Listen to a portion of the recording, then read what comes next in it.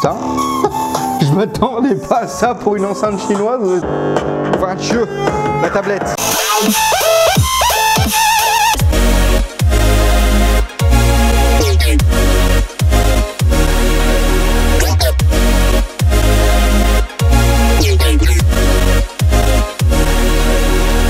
Tu recherches une enceinte puissante qui résiste à toute épreuve? Eh bah, Mifa a sorti une enceinte spécialement pour toi, la Wheelrolled. Une Flip 6 pour presque 2 fois moins cher. Et je peux vous garantir que cette enceinte est pleine de bonnes surprises. Donc c'est parti pour l'unboxing. Bon, j'ai pas pris le couteau du chef, hein. J'ai pris le couteau de cuisine. Bref, il coupe pas trop, mais bon, il va couper l'emballage. Ça, putain. Watch. Bon, elle a un peu eu le mal de transport l'enceinte, on peut voir qu'il y a un peu cabossé partout, hein. Je sais pas si c'était UPS, mais à mon avis ça doit être le cas parce qu'elle a pris 2-3 pètes.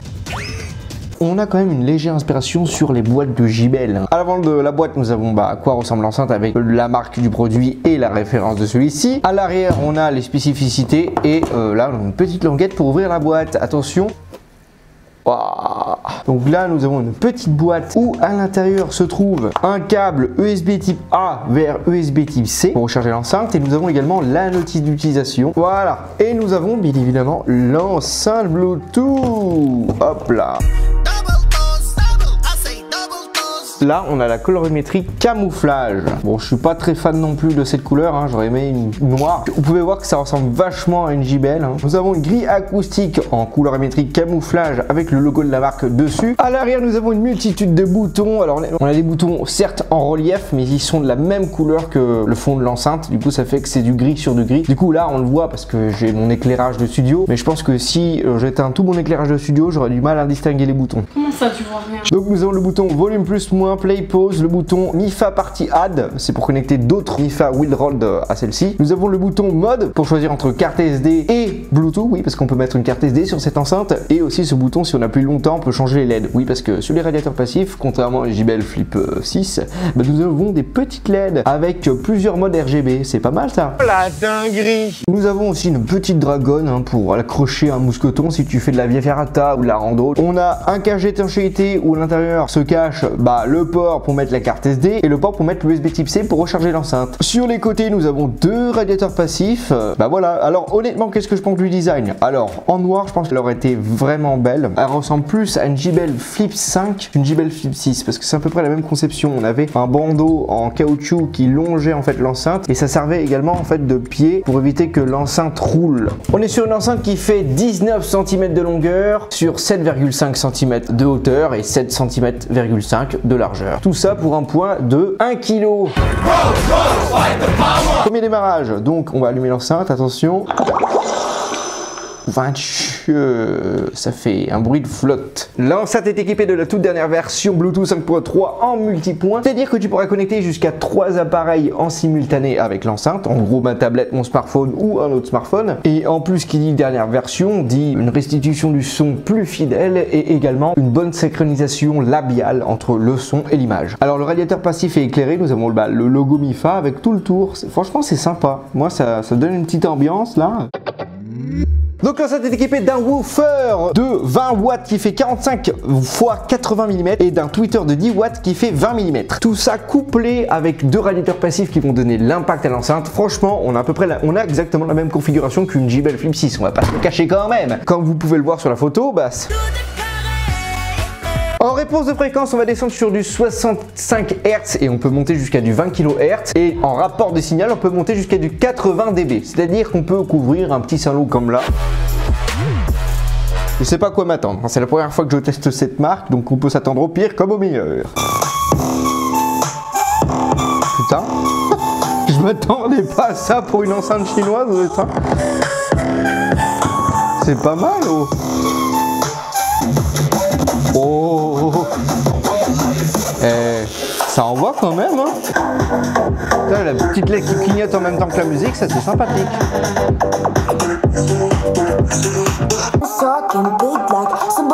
Là, franchement, les voix ressortent bien. On voit qu'il y a un tweeter sur l'enceinte.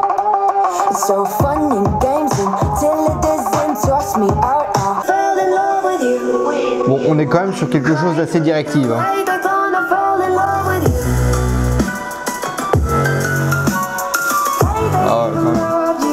Franchement, la distorsion, elle arrive tard. Hein. Regarde. C'est à partir de là. À partir de là où on va avoir des aigus qui vont prendre le dessus et on va perdre légèrement en basse. À 100% du volume, c'est pas désagréable. Hein. Ça fait pas mal aux oreilles. Honnêtement, on n'a pas quelque chose de criarde. Ça va, hein, j'ai pas mal aux oreilles.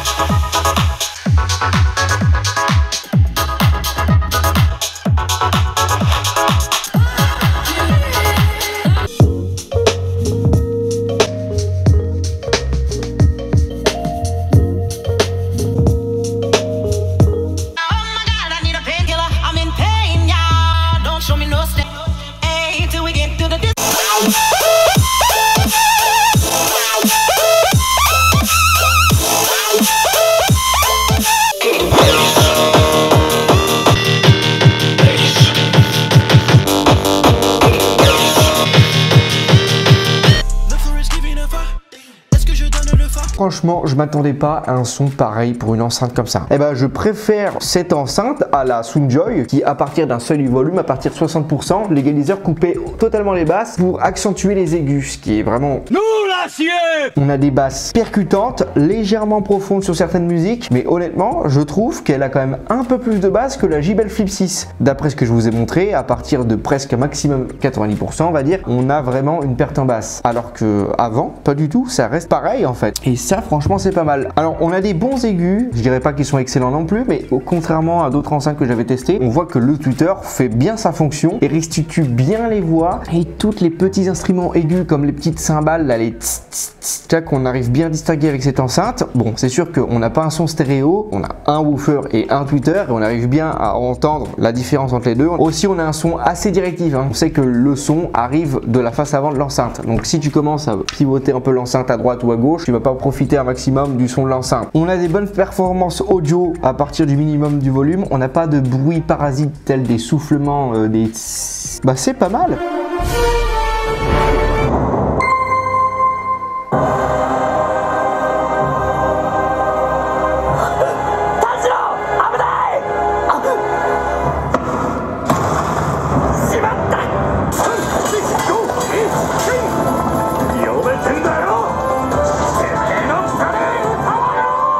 Franchement, il y a une bonne synchronisation labiale, il n'y a pas de décalage sonore et surtout qu'il y a une très bonne restitution des voix sur cette enceinte grâce à son tweeter.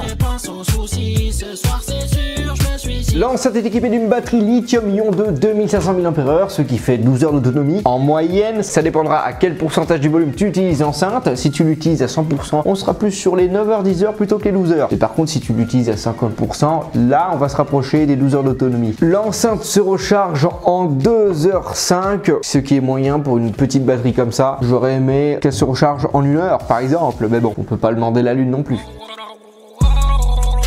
L'enceinte est certifiée IP67, le 6 contre la poussière, le 7 contre l'immersion dans l'eau. Bah oui mon Claude, c'est-à-dire que tu peux aller à la plage facilement avec cette enceinte. Et en plus, elle est censée flotter. Eh bah, tu peux que je dise un truc? Oh vas-y, vas-y, dis. Eh bah on va vérifier tout ça. Oh non. Enfin, la tablette. Bon, elle flotte pas vraiment, mais bon. En même temps, il n'y a pas assez d'eau pour le voir, mais...